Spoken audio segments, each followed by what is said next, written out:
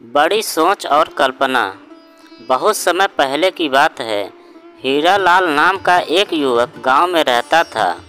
वो बहुत गरीब परिवार से था।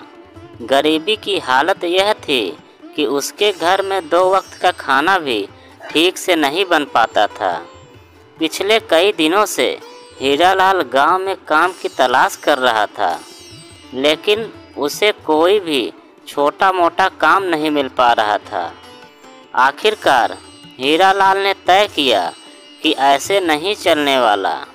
उसे किसी और जगह, किसी और शहर जाकर काम ढूंढना होगा, अपनी किस्मत आजमानी होगी।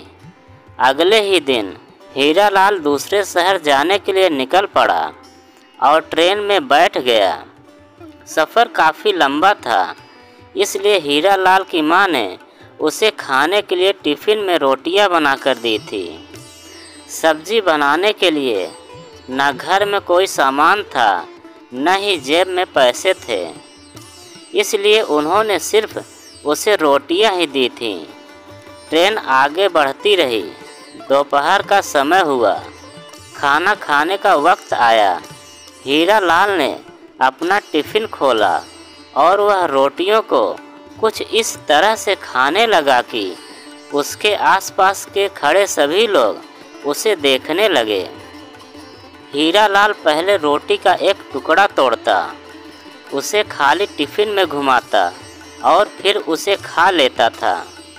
उसे देख रहे कई लोगों में से एक ने हीरालाल से पूछा, अरे भाई, तुम यह क्या कर रहे हो?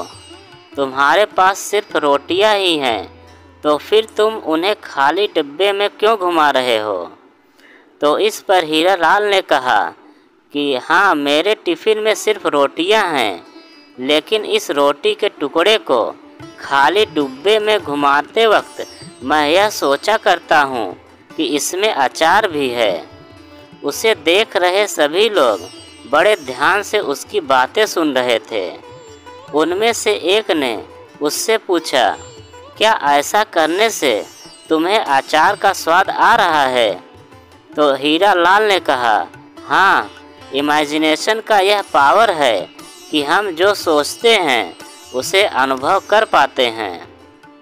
तो इस पर दूसरे व्यक्ति ने एक बड़े आश्चर्य से उसे सवाल किया, भाई, अगर ऐसी ही बात है तो तुमने सिर्फ अचार ही क्यों सोचा?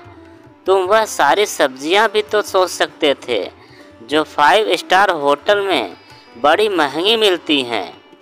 इस तरह से तुम उनका स्वाद भी ले पाते।